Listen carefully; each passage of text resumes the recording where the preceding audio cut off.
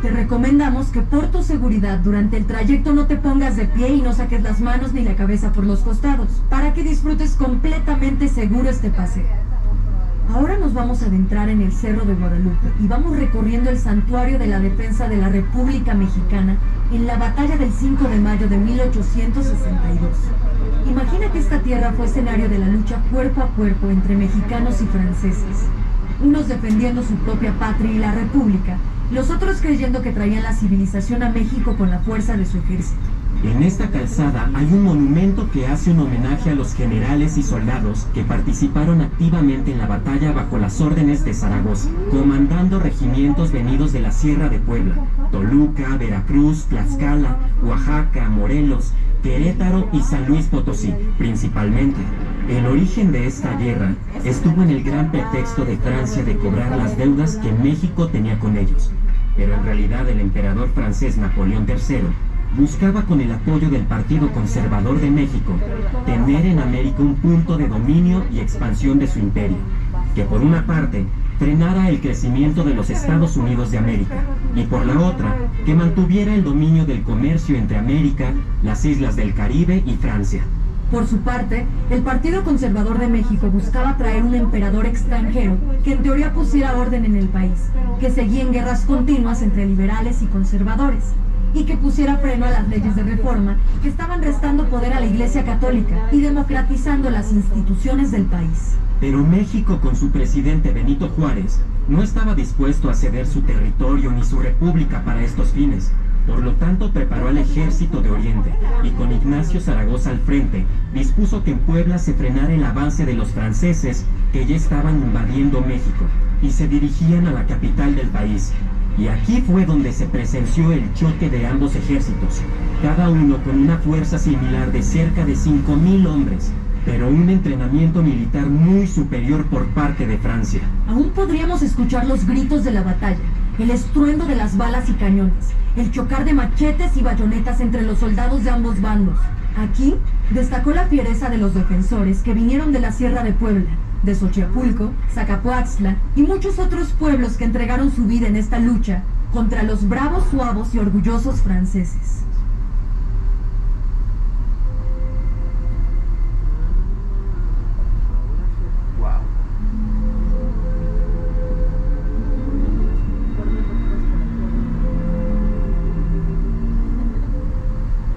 A tu izquierda verás el Museo Regional de Antropología e Historia, que narra la evolución de la presencia de todas las culturas que han habitado el estado de Puebla y sus hechos históricos más relevantes. En 1962, al celebrarse el primer centenario de la batalla del 5 de mayo, toda esa zona fue declarada Santuario de la Patria, resguardando para todas las generaciones futuras la memoria de quienes aquí defendieron a México.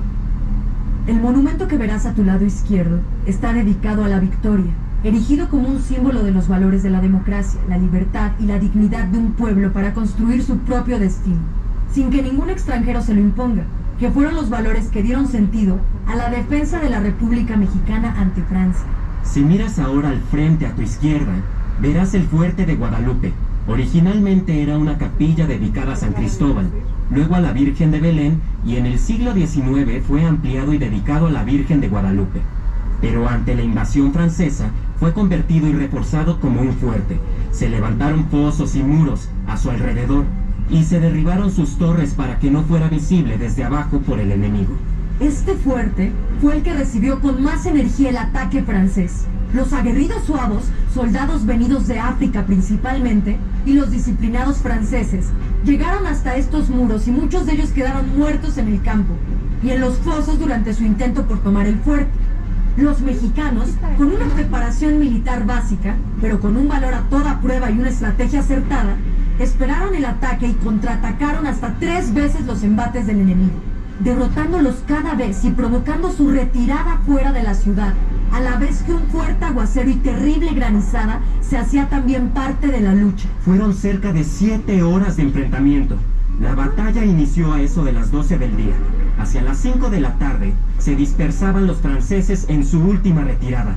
Y para las 7 de la noche, la victoria de los mexicanos ya era una completa realidad. La alegría entre todos los defensores y la incredulidad entre muchos de ellos hacía terminar la gloriosa jornada, mientras recogían del campo a las decenas de muertos para incinerarlos ahí mismo al día siguiente y llevar a los cientos de heridos a los hospitales de la ciudad, donde serían cuidados con igual celo, tanto mexicanos como franceses, por los médicos y mujeres poblanos. Pues amigos, está en la parte más alta de la ciudad. Hacia enfrente a su derecha esta preciosa panorámica lo orienta y pueden ver el tamaño de la ciudad de Puebla. Un inicio les mencionaban que será un valle. Este es el valle de Cuetlaxcuapan, que en náhuatl significa lugar donde cambian de piel las víboras o serpientes. Aquí a su derecha, en el mirador, también se ven muchos candaditos. Luego nos preguntan qué significa, que simboliza algo nuevo que adoptaron los poblanos, es europeo. Los jóvenes vienen a sellar su amor frente a esta preciosa panorámica. Cada quien trae un candado, los intercalan, les ponen sus nombres y ya se llenó de candados. Aquí a la derecha, en la parte baja, otro de los barrios antiguos, el antiguo barrio de Xonaca, que viene del náhuatl, Xonacatl, lugar de las cebollas. Vamos a rodear el Fuerte Guadalupe. A su izquierda, en la parte alta, se encontró un templo en honor a la Virgen de Guadalupe del siglo XVII, que fue destruido en esa batalla del 5 de mayo por el ejército francés. Estas ruinas fueron techadas en cristalizadas. Hoy ya es un museo en honor al general Ignacio Zaragoza. Vamos a continuar más adelante el moderno centro expositor, así como lo que es el planetario y el teleférico de la ciudad de Puebla.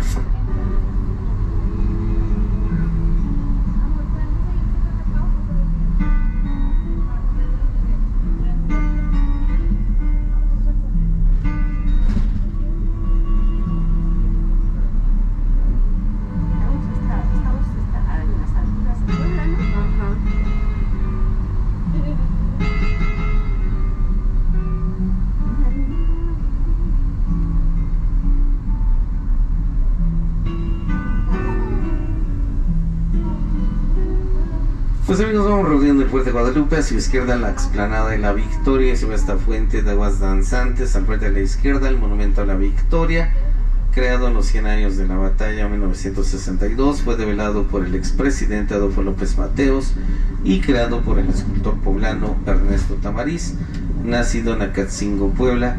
Ahí a su izquierda, en la parte alta, lo ubicamos. Este mismo escultor creó el monumento a los fundadores, así como también este monumento a la Victoria a su izquierda en la parte alta. Continuando en el frente a la derecha, lo que fuera el Parque Recreativo Rafael Apadilla, hoy ya lleva el nombre de Museo Interactivo de la Batalla del 5 de mayo. A su derecha, al fondo, dos rostros, el del general Ignacio Zaragoza Seguí, a la derecha el de su señora esposa, la señora Rafaela Padilla de Zaragoza. Continuando al frente a su derecha, esta torre alta del teleférico. Esta torre, con una altura de 60 metros, se dirige hacia el frente. Al otro lado de la calzada Zaragoza, la otra torre mide 68 metros y tiene una distancia de 688 metros y 2 cabinas para 35 personas, el teleférico.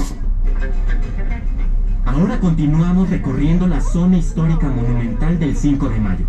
A la derecha puedes ver las instalaciones del moderno Centro Expositor de Puebla, uno de los más grandes del país y con una gran infraestructura para desarrollar ferias industriales y de todo tipo, como la Gran Feria de Puebla, que se hace año con año en el mes de mayo. Más adelante está la estructura en forma piramidal, que es el Planetario de Puebla. Tiene un sistema de proyección IMAX en un domo monumental que presenta películas espectaculares durante el día. Y aquí a tu izquierda está el Auditorio de la Reforma, con su forma de media esfera, que se construyó para celebrar el centenario del 5 de mayo en 1962 y fue renovado para seguir dando cabida a grandes conciertos de música sinfónica, danza y otros géneros artísticos. Una curiosidad más en estos cerros de Loreto y Guadalupe es que al iniciar el siglo XXI se hizo un estudio para recuperar y resembrar los árboles, arbustos y flores que son naturales a su clima y su altura, de manera que se ha convertido también en un jardín botánico muy propio de la ciudad y un pulmón de oxígeno puro para Puebla.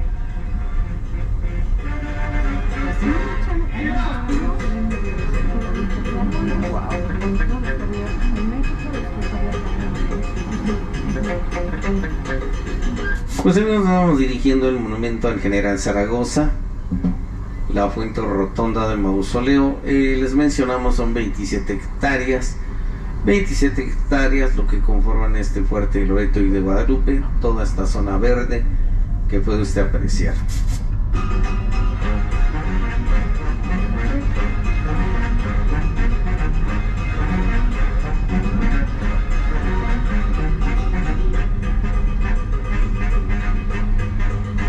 Pues amigos, al frente ubicamos la calzada Zaragoza, a su izquierda al fondo y usted el monumento al general Zaragoza, la fuente rotonda de mausoleo. En la cúspide se ve al general montado en su caballo, que con la mano derecha nos señala donde fue la batalla del 5 de mayo, lo que fue el fuerte de Loreto y de Guadalupe. Este monumento creado por el escultor Jesús Contreras. El general Ignacio Zaragoza Seguín nació un 24 de marzo de 1829 en Bahía Espíritu Santo, Texas, cuando todavía pertenecía al territorio mexicano. De hecho, ese lugar pertenecía a Coahuila. De ella es descendiente el general. Ahí donde se ve el general, en la parte baja se ve un mármol oscuro levantado y se encuentran los restos mortales del general desde 1976, que fueron extraídos del Panteón de San Fernando de la Ciudad de México. Posteriormente, en 1979, también los restos de su señora esposa, la señora Rafaela Padilla de Zaragoza, se encuentran en este monumento al general. Ahí en la parte baja hacia la izquierda, lo que representa el indígena Zacapoaxtla y Xochapulca. A su derecha de él, lo que representa al soldado poblano. En cada brazo de la fuente busca un cañón, esos cañones reales de la batalla del 5 de mayo, y están grabados nombres de batallones que también participaron de la Sierra Norte, como lo que eran los Zacapoaxtlas, Xochapulcas, Villa Juárez, Tetela, Chignahuapan y Huauchinango, conocidos como Zacapoaxtlas. También les voy a mencionar la simbología del parado de los caballos de los héroes. Como pueden ver, el caballo del general se encuentra levantando una pata y las otras 3 las tiene al piso. Eso significa que el héroe murió de enfermedad, ya que después de la batalla del 5 de mayo, el árbol, onix, la platería, las vestimentas típicas de la región a su derecha, el mercado del Parián. Una cuadra más hacia su derecha se ubica el barrio del Artista, donde pueden convivir con el pintor, el escultor y el músico poblano, todos trabajando al aire libre. Vamos a continuar más adelante el templo de San Pedro con su edificio anexo, el Museo de Arte Virreinal.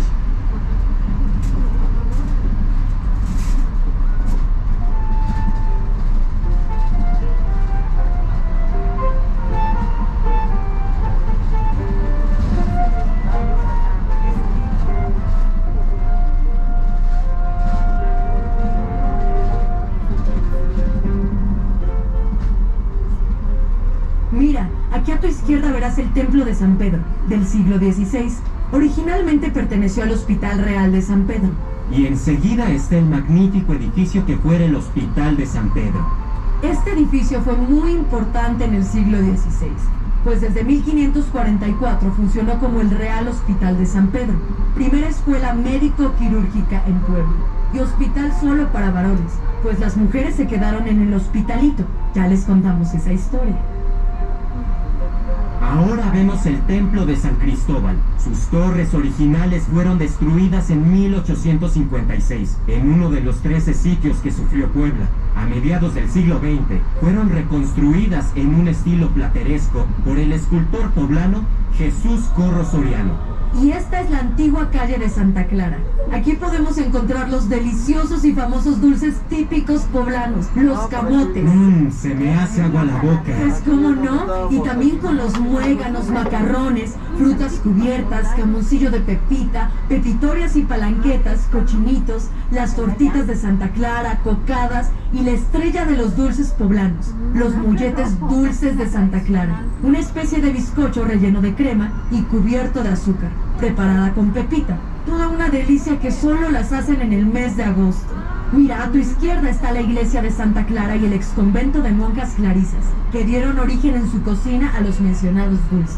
Y a tu derecha no te pierdas la casa de los hermanos Cerdán, que es el actual Museo de la Revolución Mexicana. Aquí comenzó la revolución, el 18 de noviembre de 1000. 2 días antes de que la iniciara Francisco I. Madero en el norte del país. Todo empezó cuando la policía descubrió que aquí se guardaban armas del partido antirreeleccionista, que preparaba un alzamiento contra el gobierno de Porfirio Díaz. Entonces, rodearon la casa y empezó el ataque a los hermanos Cerdán, que aquí se defendieron junto con varios amigos que estaban reunidos, preparando la lucha.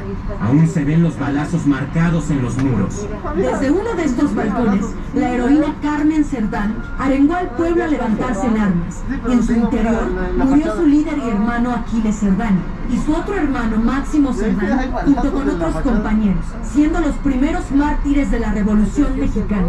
Su hermana Natalia logró huir con sus niños por la casa de junto. Su hermana Carmen, su cuñada y su mamá fueron llevadas a prisión y luego liberadas. La casa de los Cerdán conserva los muebles originales y muestra la historia de estos hechos tan trascendentes para México. Al fondo de esta calle, como puedes ver, está el Mercado La Victoria. Durante buena parte del siglo XX fue como la central de abastos de la ciudad. El edificio se terminó a inicios del siglo XX, en lo que fueran las huertas del convento de Santo Domingo, expropiado a los frailes en el tiempo de la Reforma. Aunque desde aquí no lo vemos, a una calle junto al Mercado La Victoria está el Templo de Santo Domingo, con sus hermosos y enormes retablos y su famosa Capilla del Rosario, construidos por los frailes dominicos. Esa obra de arte no te la puedes perder. La hermosa Capilla del Rosario, decorada al más puro estilo barroco. Una preciosidad con figuras extraordinarias, cubiertas con láminas de oro y pinturas de gran valor que narran la vida de la Virgen María y la devoción del Santo Rosario. Vale la pena ir a admirarla. Ahora estamos llegando a una calle muy interesante, porque tiene edificios con 4 o 5 estilos arquitectónicos diferentes por lo menos. Primero, el edificio de la esquina del lado izquierdo, de estilo totalmente francés. Se inauguró en 1901. Toda la estructura de acero que puede verse fue importada desde Francia. Tiene un estilo Art Deco y en su inicio fue uno de los primeros grandes almacenes de pueblo, llamado la Ciudad de México y después las fábricas de Francia. Aquí no hay fábricas de Francia.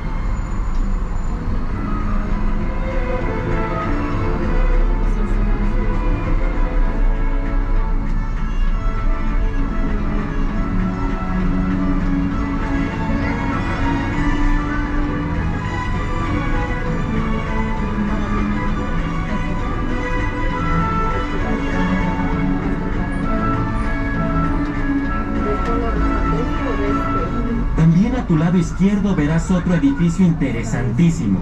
Es una casa con una fachada única, muy original, estilo barroco poblano, que como verás tiene unas figuras humanas en tableros de azulejo, y por eso se le llama la Casa de los Muñecos. Cuentan que cuando estaban construyendo la casa, había la orden de que ninguna casa podía ser más alta que el edificio del ayuntamiento, que en ese tiempo era solo de 2 pisos, y como esta casa era de 3 pisos, las autoridades del ayuntamiento se oponían a que el dueño la hiciera tan alta, y entonces le hicieron la vida imposible. Uy, qué mal, ¿y entonces? Pues al final el dueño se empeñó en dejarla así de 3 pisos, y para desquitarse dicen que mandó a colocar en la fachada esas 16 figuras humanas, en posiciones grotescas, y cada una representaba a los miembros del cabildo municipal, siendo motivo de burla en contra de ellos. Pues amigos, a nombre de Autobuses México Puebla Estrella Roja City Turistera, agradecemos su atención y preferencia, esperando que este recorrido les sirva a usted para ubicar los puntos más importantes e interesantes de la ciudad.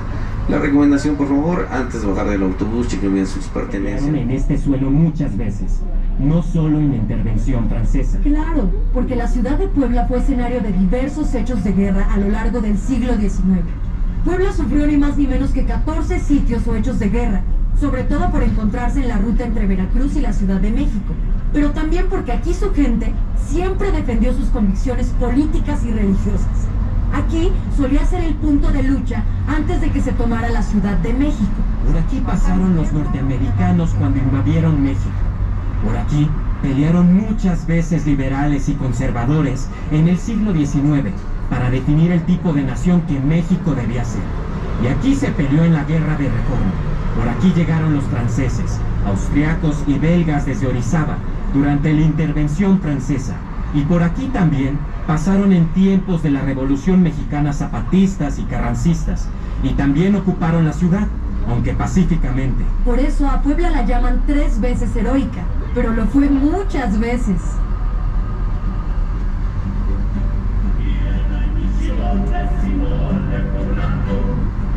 Y mientras volvemos a nuestro punto de partida, déjame contarte una de las historias favoritas de nuestra ciudad, la historia de la China poblana, la cual, como bien dicen, no era china ni poblana, pero sí existió, sí vivió en Puebla, y podríamos imaginarla caminando por estas calles, pues vivió a solo unas cuadras de aquí. Pues yo también me sé su historia. ¿Qué tal que empiezo a contar? Pues adelante. El verdadero origen de la China poblana es incierto. Lo que sí es real es que llegó a Puebla entre 1619 y 1621, cuando ella tenía entre 12 y 15 años de edad. Y a ver, ¿cómo llegó a Puebla? Pues se cuenta que esta niña se llamaba Mirra, y que probablemente era una princesa del reino del gran mogol en la India o de origen persa. Mientras jugaba en la playa, fue secuestrada por unos ladrones para venderla después como esclava a unos piratas ingleses, quienes a su vez la vendieron en Filipinas para llevarla en la nao de China a América y venderla a su llegada en el puerto de Acapulco. Exacto. Pues ahí en Acapulco, un capitán español, Miguel de Sosa, que vivía en Puebla y hacía comercio entre el Oriente y España, la compró como esclava y la trajo consigo a vivir a la ciudad de la Puebla de Los Ángeles, poniéndola a su servicio. Así es, como dijimos, Mirra llegó a Puebla alrededor de 1620, cuando tenía cerca de 15 años de edad, y aquí su amo la bautizó como Catarina de San Juan, liberándola de la esclavitud y dejándola trabajar como sirvienta a su servicio. Vivían en una casa a un costado del templo de la Compañía de Jesús de los Jesuitas. Ella llamaba mucho la atención por su belleza y sus rasgos de otra raza, y poco a poco se fue integrando en la vida de la ciudad. Al morir el capitán de Sosa, ella quedó libre y fue cortejada por un chino auténtico, quien le ofreció matrimonio y Catarina aceptó, con la condición de que ella permaneciera virgen, lo cual se cumplió hasta que después de 14 años el chino murió. Ella entonces decidió vivir sola, en un pequeño cuarto desde 1644. Quizá por ser la mujer del chino le llamaban China, pues se cuenta que ya viuda, ella se fue convirtiendo en una mística, tenía visiones y apariciones, hacía curaciones milagrosas y poco a poco alcanzó una fama de santa, hasta su muerte, a los 82 años de edad. Pues aún después de muerta, la gente seguía venerando su memoria, y solicitaron al obispo que fuera beatificada, pero la Inquisición nunca lo aceptó, porque consideraban extravagantes sus historias. Pero fíjate que lo que aún no tiene explicación es por qué se relaciona la historia de Catarina de San Juan, conocida como la China poblana, con el traje típico que realmente se empezó a usar más de un siglo después, cuando a las jóvenes del campo y sirvientas les llamaban chinitas, y usaban un vestido colorido y brillante, con blusas bordadas a mano. Todo indica que con el paso de los años, en las tradiciones y leyendas se mezclaron diversas suposiciones con las que la gente construyó nuevas historias, y así quedó ligada la vida de Catarina de San Juan con el vestido de China poblana, sin haber sido china, aunque sí poblana por adopción.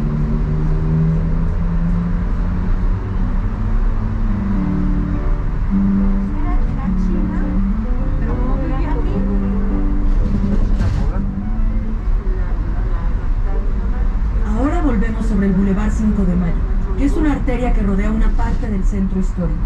Debajo de este bulevar pasaba antes el río Almoloya, llamado después Río de San Francisco. Fue parte de la ciudad por unos 430 años, hasta que allá por los años de 1960 hubo la necesidad de entubarlo por las tremendas inundaciones que había en algunas partes bajas, en los dos lados del río, y porque ya era necesaria una vía rápida que conectara el norte con el sur de la ciudad. Sobre el antiguo río, había al menos unos 6 puentes importantes que conectaban al centro con los barrios de la periferia, donde normalmente habitaban los pobladores que venían del campo y de la sierra a trabajar a la ciudad.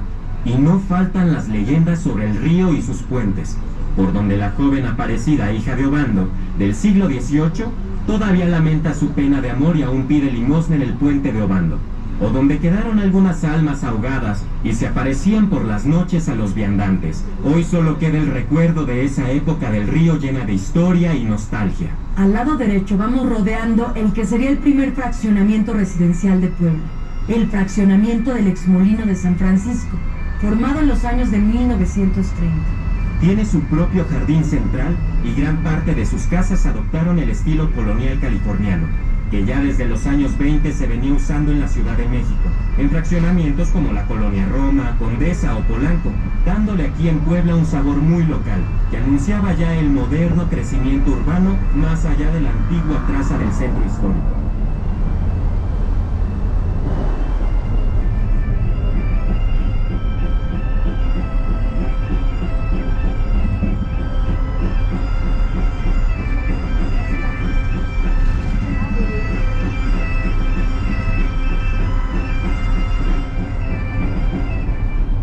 Estamos entrando al corazón del centro histórico.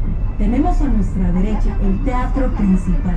No fue el primer teatro de América, pero sí es el teatro más antiguo de toda América Latina, que aún permanece funcionando como teatro.